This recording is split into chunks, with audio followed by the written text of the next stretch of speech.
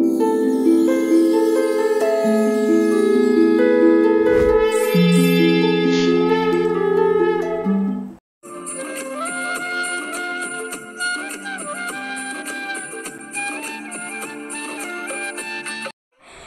శ్రీ గురుభ్యో నమః.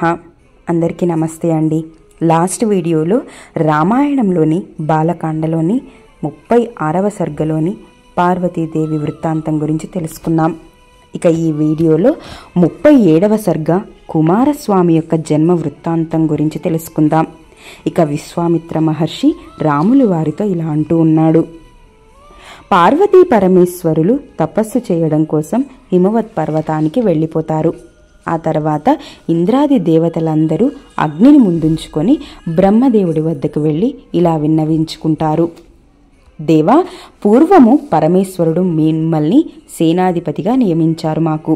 ఆ శంకరుడిప్పుడు పార్వతీదేవితో పాటు హిమవత్ పర్వతానికి తపస్సు చేసుకోవడానికి వెళ్ళిపోయారు. కర్తవ్య విధానమంతా ఎరిగిన మీరు లోకహితం కోసం ఈ అనంత కార్యం గురించి కూడా ఆలోచించండి. ఇప్పుడు మీరే మాకు దిక్కు అని వేడుకుంటారు. ఇక దేవతల ప్రార్థనను వినిన సృష్టికర్త మృదు మధుర మాటలతో వారిని ఇలా ఓదారుస్తారు. పార్వతీదేవి శాప కారణంగా మీ భార్యలకు సంతానం కలిగే అవకాశమే లేదు. ఎందుకంటే ఆమె మాట తిరుగులేనిది. ఇది ముమ్మాటికి సత్యం కూడా, ఇందులో సందేహమే లేదు. కానీ ఆకాశం నుండి ప్రవహించే గంగా నందు అగ్నిదేవుడికి మాత్రం ఒక పుత్రుడు కలుగుతాడు. అతడు దేవసేనాధిపతి అయి శత్రు సంహారం చేస్తాడు. హిమవంతుడి పెద్ద కూతురైన గంగ ఆ అగ్నిసుతుణ్ణి ఆదరిస్తుంది. ఇక పార్వతీదేవి మిక్కిలి ప్రీతి పాత్రుడు కూడా అవుతాడు ఆ అబ్బాయి. ఇందులో ఎటువంటి సందేహము లేదు అంటాడు బ్రహ్మదేవుడు. ఇక బ్రహ్మ పలికిన మాటలకు దేవతలందరూ కృతార్థులైనట్లు భావిస్తారు. ఆ తర్వాత దేవతలందరూ కైలాస పర్వతానికి చేరి పుత్రోత్పత్తికై అగ్నిదేవుణ్ణి నియమిస్తారు. ఇక శివ తేజస్సును భరించిన ఆ అగ్నిదేవుడు దేవకార్యం కోసం శైలపుత్రికి అయిన గంగను శివ తేజస్సును ఉంచుకోవడానికి ఒప్పుకుంటాడు. ఇక గంగాదేవి వద్దకు వెళ్ళి, ఓ దేవి, గర్భాన్ని ధరించండి, ఇది దేవతలకు హితమునర్చే కార్యము అని అంటాడు. అప్పుడు గంగ ఆయన మాటలు విని ఒక దివ్యమైన స్త్రీ రూపాన్ని ధరిస్తుంది. ఇక అగ్ని ఆమె సౌందర్యాన్ని చూసి తమ శివ తేజస్సు అంతా ఆమెలోనే వ్యాపింపచేస్తాడు. ఆ తర్వాత అగ్ని వ్యాపింపచేసిన శివ తేజస్సుని గంగా ప్రవాహాలతో నిండిపోతాయి. ఆ తేజస్సు యొక్క తాపాన్ని తట్టుకోలేక గంగమ్మ సర్వదేవతలకు పురోహితుడైన అగ్నిదేవుడితో ఇలా అంటుంది. క్షణక్షణానికి బలీయమవుతున్న నీ తేజస్సును ధరించలేకుండా ఉన్నాను అగ్ని అని. ఇక సర్వదేవతల కోసము సమర్పించే ఆహుతులను స్వీకరించే అగ్నిదేవుడు గంగతో కూడా ఇలా అంటాడు. దేవి, అయితే శ్వేతపర్వత ప్రదేశాల్లో నీ గర్భాన్ని ఉంచుకో అంటాడు. ఇక మహా తేజస్వి అయిన ఆ అగ్నిదేవుడు ఇలా అనేసరికి గంగాదేవి అగ్నిదేవుడి మాటలను పాటించి మిక్కిలి తేజోరాశి అయి తన గర్భాన్ని ప్రవాహాలతో పాటు అక్కడ వదులుతుంది. గంగానది గర్భం నుండి వెడలిన ఆ తేజస్సు మేలిమి బంగారంలా కాంతివంతమై ఉంటుంది. కనుక ఆ తేజస్సు నుంచి ఉంచబడిన భూమి, అక్కడున్న వస్తువులన్నీ సువర్ణమయమైపోతాయి. ఆ పరిసరాలన్నీ రజతమయములై నిరుపమాన కాంతితో వెలుగొందుతాయి.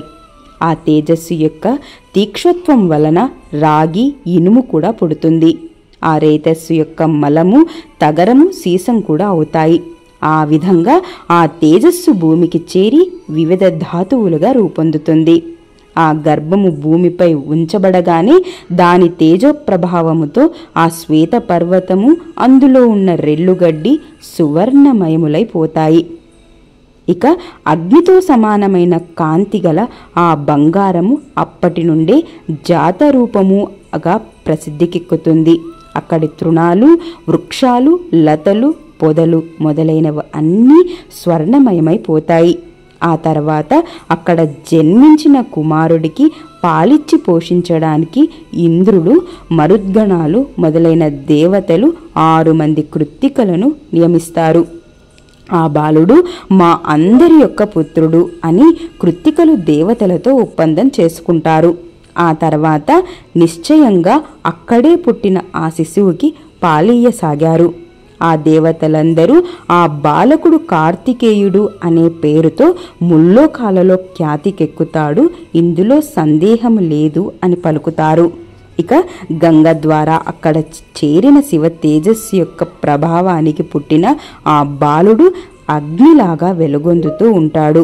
దేవతల మాటలు విని వారి ఆదేశాన్ని అనుసరించి కృత్తికలు ఆ బాలునికి స్నానం చేయిస్తారు. గంగాదేవి గర్భం నుండి స్ఖలితుడైనందువలన దేవతలు అగ్నితుల్యుడై కారణ జన్ముడైన ఆ మహానుభావునికి స్కందుడు అని పిలవసాగుతారు. కృత్తికల పోషణ వలన అతనికి కార్తికేయుడు అనే పేరు కూడా ఏర్పడుతుంది. అప్పుడు ఆ 6 కృత్తికల స్తనములో సమృద్ధిగా పాలు ఏర్పడతాయి. 6 ముఖముల కలవాడై ఆ బాలుడు 6 నుండి స్తన్యములు వస్తుంది. సుకుమార శరీరుడైన ఆ కుమారస్వామి 1 దినం మాత్రమే వారి నుండి పాలు తాగి మహిమాన్వితుడైన అతడు తన బల పరాక్రమాలతో రాక్షస సైన్యాలనే జయిస్తాడు. దేవతలు అగ్నిదేవుడి నాయకత్వాన సాటిలేని తేజస్వి అయిన ఆ బాలుడికి చేరి అతనిని దేవసేనాధిపతిగా అభిషేకిస్తారు. రామ, నేను నీకు గంగా వృత్తాంతము, కుమార సంభవ గాథను విపులంగా చెప్పాను. పవిత్రమైన ఈ గాథను విన్నవారు ధన్యులవుతారు. కుమారస్వామిపై భక్తిగల మానవుడు ఈ లోకంలో దీర్ఘాయుష్మంతుడై పుత్ర పౌత్రులతో వర్తిల్లుతాడు. తుదకు స్కందసాలోక్య ఫలములు కూడా పొందుతాడు. వాల్మీకి మహర్షి విరచితమై ఆది కావ్యమైన శ్రీమద్ రామాయణమునందలి బాలకాండనందు 37వ సర్గ సమాప్తము. ఇది అండి రామాయణంలోని బాలకాండలోని 37వ సర్గ గురించి. నెక్స్ట్ వీడియోలో 38వ సర్గ గురించి తెలుసుకుందాం. ఇలాంటి రామాయణంలో ప్రతి ఒక్క సర్గ తెలుసుకోవాలి అనుకుంటే నా ఛానల్ని సబ్స్క్రైబ్ చేసుకోవడం మాత్రం మర్చిపోవద్దు. ఈ వీడియో కనుక మీకు నచ్చితే లైక్ చేయండి, షేర్ చేయండి. సునీత యజ్ఞమూర్తి వ్లాగ్ని సబ్స్క్రైబ్ చేసుకోవడం మాత్రం మర్చిపోవద్దు. అలాగే మీ విలువైన సజెషన్స్ని క్రింద కామెంట్స్ రూపంలో తెలియజేయండి. Thank you.